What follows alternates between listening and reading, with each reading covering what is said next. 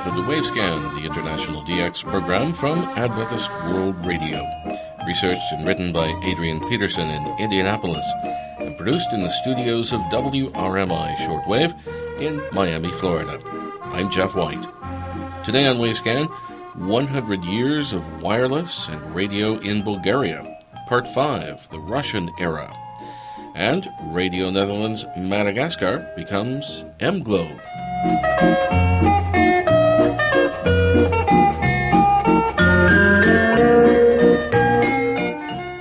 As our opening feature here in Wavescan today, we pick up the story of radio broadcasting in Bulgaria in the year 1944, during the month of September.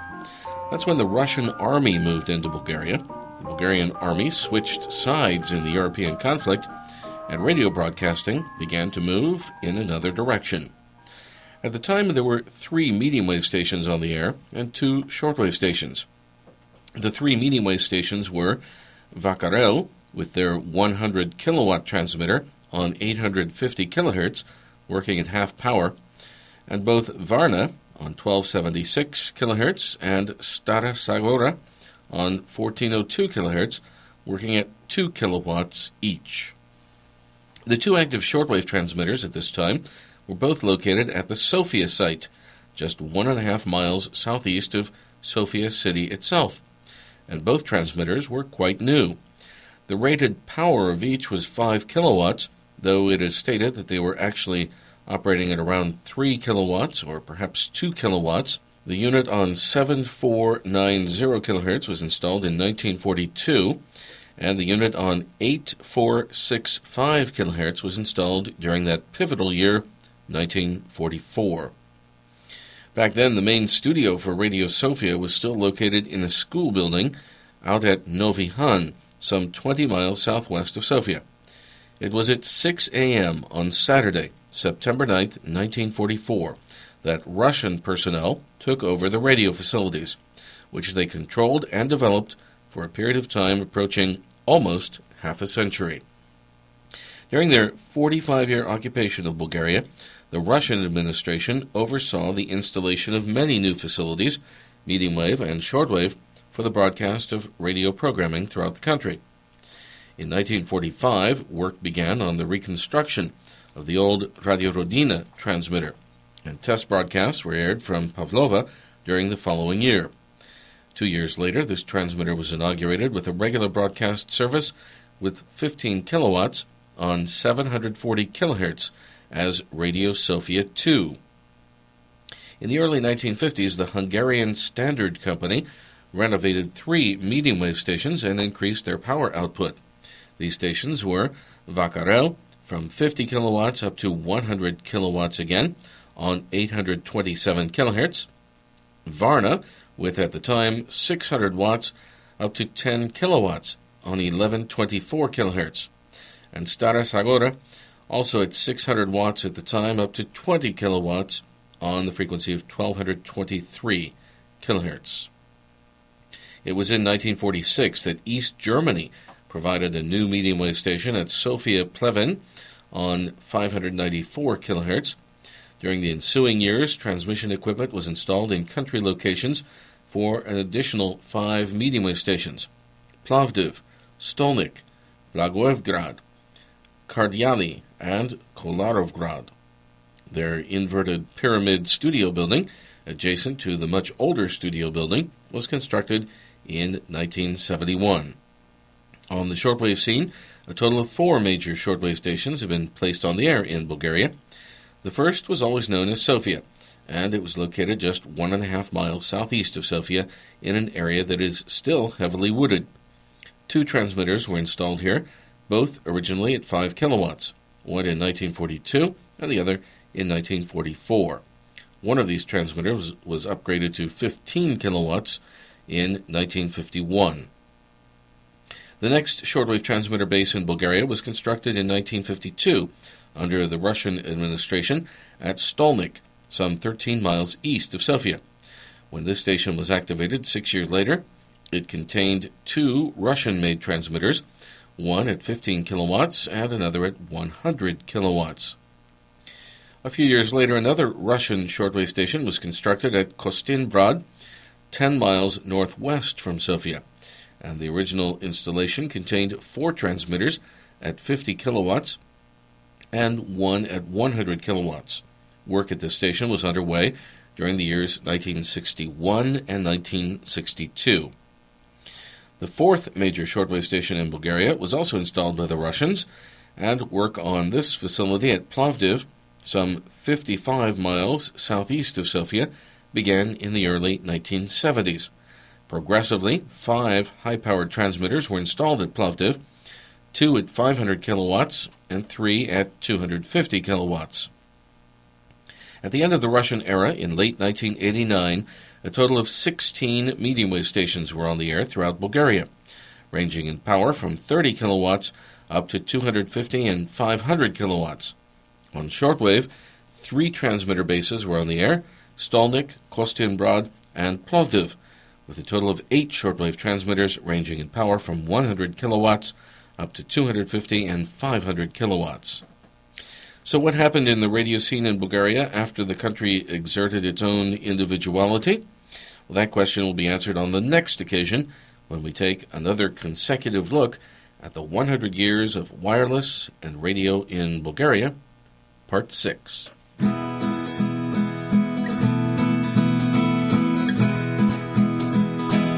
You're listening to Wavescan from Adventist World Radio. Send your comments and reception reports to Wavescan, Box 29235, Indianapolis, Indiana 46229 in the United States. That's Wavescan, Box 29235, Indianapolis, Indiana 46229 in the USA. Or you can email us at wavescan@awr.org. Our email once again, wavescan@awr.org.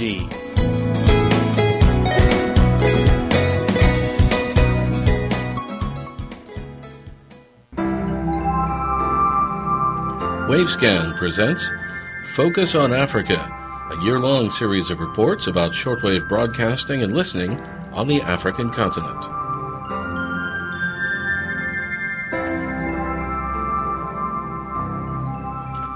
The island nation of Madagascar lies off the southeast coast of Africa. For many years, it has been well known among shortwave radio listeners as the site of the large relay station for Radio Netherlands. But last October, Radio Netherlands ended all of its shortwave broadcasts from Madagascar, and the station was handed over to its employees. It now operates as a privately owned commercial station, selling blocks of airtime to many international broadcasters for relaying their programs to Africa and surrounding areas. Ms. Floor Ravello-Jauna is the manager of the new station, which is called M-Globe. We spoke to her at a recent high-frequency coordination conference in Paris. Yeah, I've been working for Radio Netherlands since 1998. Are you an engineer? No, I have more administrative and management background. Are you originally from Madagascar? Yes, Okay. from Madagascar, and I've done all of my study in Madagascar. Now, the various relay transmissions that are currently taking place from the Madagascar station, will they continue then just pretty much as before when it was Radio Netherlands?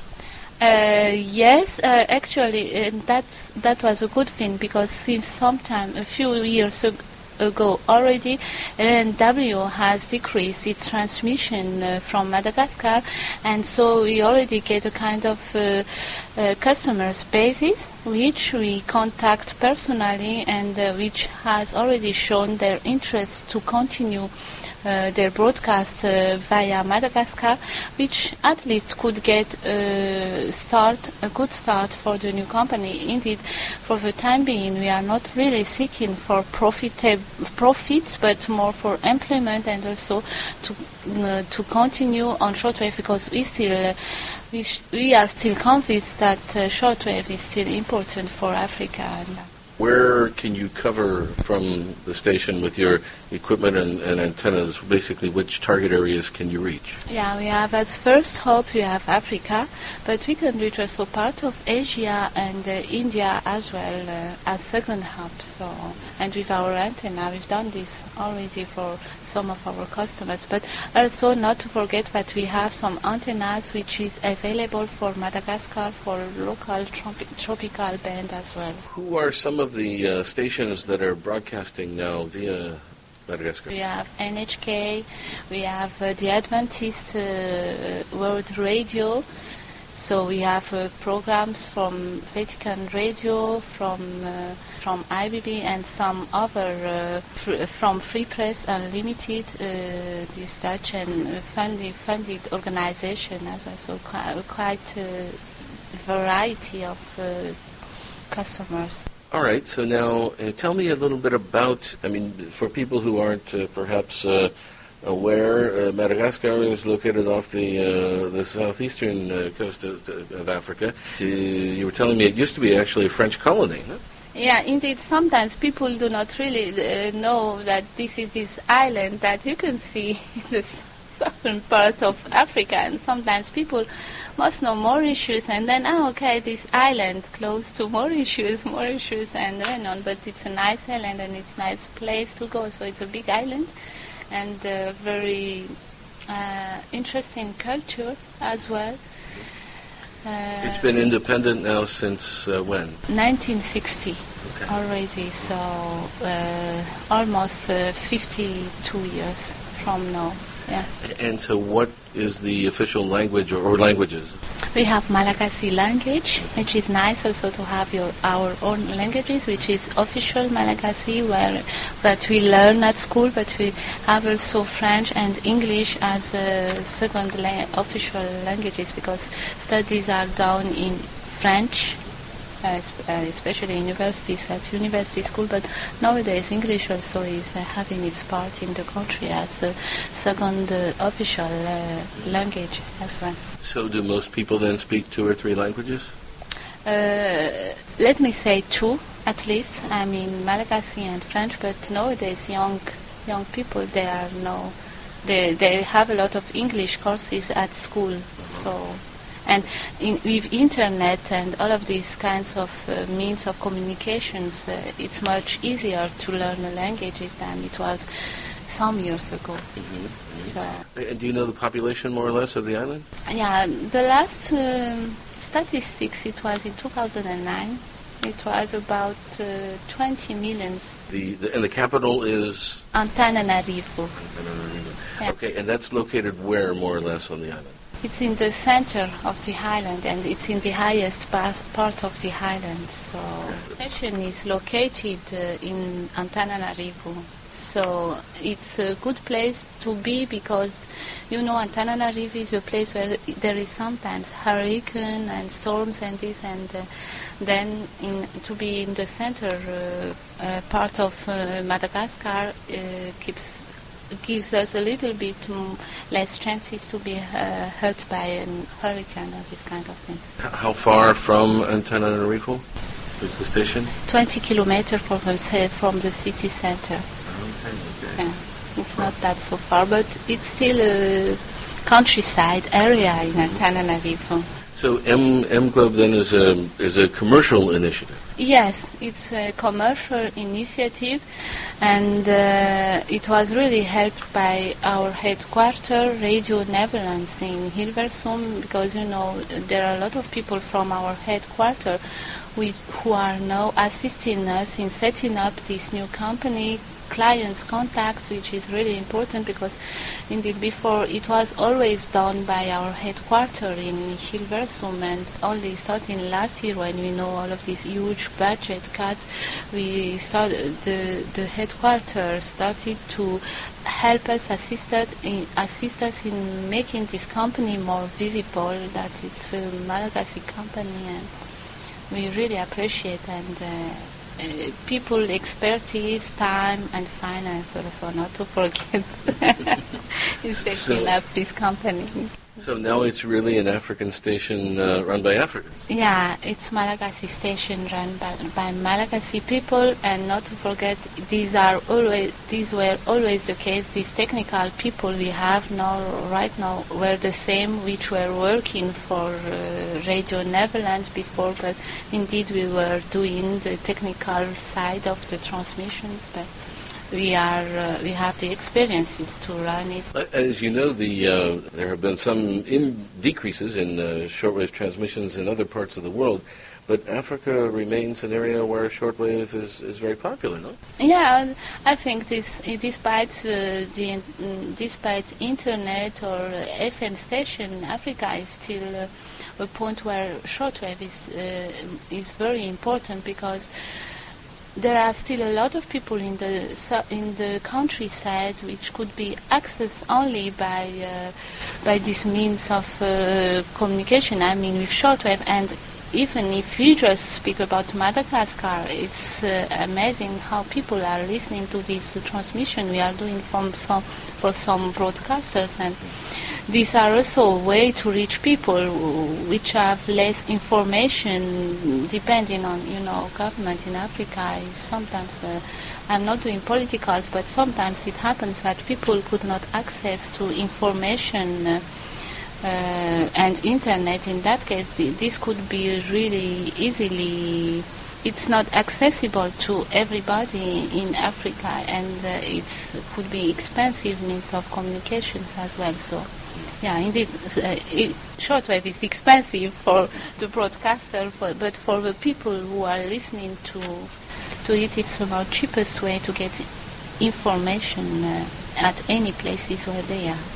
And if you go into stores in Madagascar, and particularly, I suppose, that sell electronic equipment, is it easy to find a shortwave receiver? Yeah, easy and cheap. So it's easy, because even the national radio in Madagascar, they are still doing transmission on midwave but also on shortwave as well. We have a lot of countryside where there is not real other means of information than shortwave. And during the last few years, we get a kind of explosion of FM stations, but these are more for the city, not for people in the countryside. Yeah. Will M-Globe actually produce any of its own programs broadcast by the station? No, it's not in our development way and vision of seeing the station. Our vision is more on developing local businesses as well, providing engineering, because we have acquired this experience in technology, which is really actually difficult to find in the island. So we are more focusing on this part of the business than doing our own, producing our own programs or these kinds. And we've get a lot of offer on this already, because telecommunications is a booming business in Madagascar now. So we hope we could orientate our business on this part. With on the other side, shortwave also, which is a good start for our business as well. So you see a bright future then for M-Globe? Yeah, I've seen it, and that's why I'm standing here over it. Well, Flor, thank you very much for talking with us today. Thank you, Jeff. That was Flor Ravaloyauna, manager of M-Globe, the large shortwave relay station on Madagascar, which used to belong to Radio Netherlands. One of the international broadcasters which uses M-Globe is Adventist World Radio. AWR broadcasts a regular program in the Malagasy language via an omnidirectional antenna intended for reception on the island of Madagascar itself. This is what the broadcast sounds like.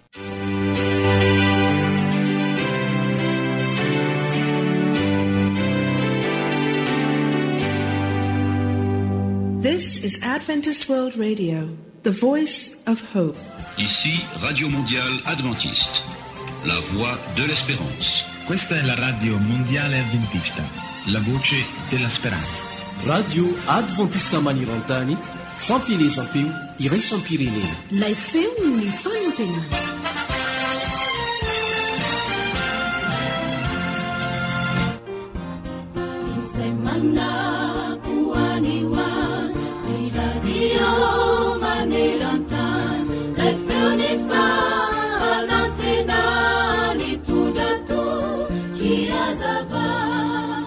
Ity misionera frantsay malaza antsoina hoe Eugène Casalis, raha mbola teny ambony sambo ho any Afrika dia nanofy izy.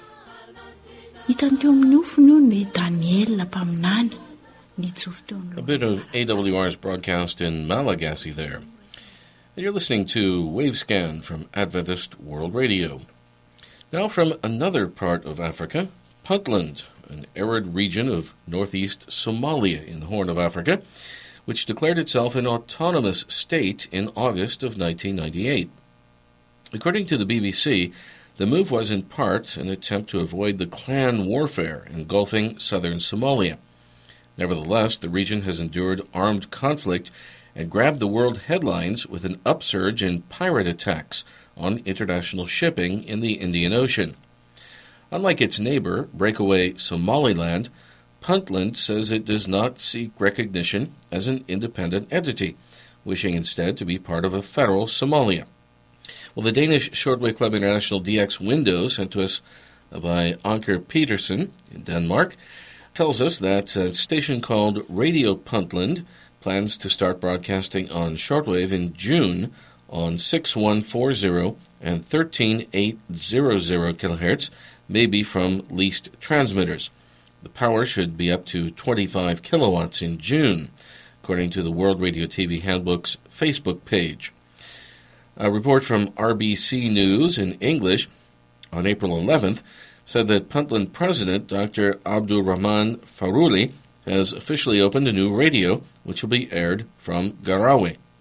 The establishment of this radio, which can be heard on shortwave, has been going on for 2 years in the Puntland capital, Garawe. The Italian government has funded the radio project. The radio is on the air now for testing. The new radio station is named Radio Puntland, and it will be heard throughout Puntland. It's currently operated by Italian technicians. Thanks to Alan Pennington via Jerry Berg in the DX window from Danish Shortwave Club International for that news. Well, if you live in the southeastern United States, or if you can be there on May 15th through the 17th, you might be interested in attending the 2013 annual meeting of the NASB, the National Association of Shortwave Broadcasters. We mentioned this a few weeks back on Wavescan, but we want to mention it once more as the meeting is coming up very soon now. The NASB is the Association of Privately Owned Shortwave Stations in the United States, and both Adventist World Radio and WRMI are members of the NASB, as is WWCR, which also broadcasts Wavescan. Member stations and affiliated organizations get together at these meetings each year, which have a lot of content of interest to shortwave listeners as well. In fact, anyone with an interest in shortwave radio is invited to attend, and it's free of charge. We already have some shortwave listeners registered to attend this year's meeting, which is going to be in Birmingham, Alabama, May 15th to the 17th, hosted by EWTN, the Eternal Word Television Network, which is the owner of shortwave station WEWN. On Thursday, May 16th, the meeting is going to take place at EWTN headquarters in Birmingham, actually in the suburb of Irondale. Speakers will include Dr. Dal Chow, president of Adventist World Radio, as well as representatives of EWTN itself, Radio Free Asia, Continental Electronics, which makes shortwave transmitters, Roan Tower Company, which makes shortwave antennas, and WWCR in Tennessee. Also, Jérôme Irigoyen from TDF, Télédiffusion de France, will give a presentation about TDF's large shortwave transmitter site in Issoudun, France. And there will also be a tour of the EWTN television studios. Then on Friday, May 17th, buses will take meeting attendees up into the mountains on the outskirts of Birmingham to the WEWN shortwave transmitter site to see the 500 kilowatt transmitters and some very fancy antennas, as well as a fantastic view from the mountaintop. As I mentioned, there's no charge to attend the NASB meeting, and lunch will even be included on Thursday and Friday, as well as an opening reception on Wednesday evening, May 15th. A special rate is available for participants who want to stay at a hotel near EWTN during the meeting. For more details, you can go to the NASB website, www.shortwave.org. That's www.shortwave.org. Then just click on Annual Meeting. We hope to see some of you in Birmingham, Alabama, May 15th to 17th. And, of course, we'll have one or more reports from the NASB meeting here on Wavescan.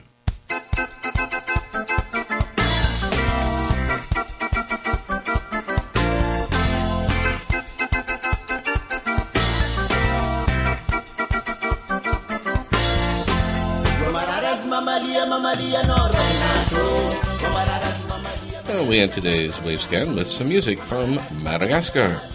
Thanks for listening to Wavescan, the international DX program from Adventist World Radio, researched and written by Dr. Adrian Peterson in Indianapolis. Here is a schedule of when you can hear Wavescan via Adventist World Radio. On Sundays, 1530 UTC, AWR on 15335 kilohertz with 250 kilowatts. That's from Nauen, Germany. At 1600 UTC Sunday, from KSDA in Guam on 15360 kilohertz with 100 kilowatts. That's from Agat, Guam. Sunday at 1600 UTC, also KSDA on 15670 kilohertz with 100 kilowatts, also from Agat, Guam. At 2230 UTC, KSDA 15320 kilohertz with 100 kilowatts from Agat, Guam. And 2330 UTC Sunday, also from KSDA, on 17650 kilohertz with 100 kilowatts from Guam. Next week, radio broadcasting in the land of the mountain lion. The shortwave station in Sierra Leone meets its Waterloo, and our Australian DX report. A reminder that we have 2 QSL cards available for your reception reports on this program, one from AWR, another from WRMI. You can send reception reports to Wavescan, Box 29235, Indianapolis, Indiana, 46229, USA. That's Wavescan, Box 29235, Indianapolis, Indiana, 46229, USA. Our email address is wavescan@awr.org. That's wavescan@awr.org. I'm Jeff White at WRMI in Miami. Till next week, good listening, everyone.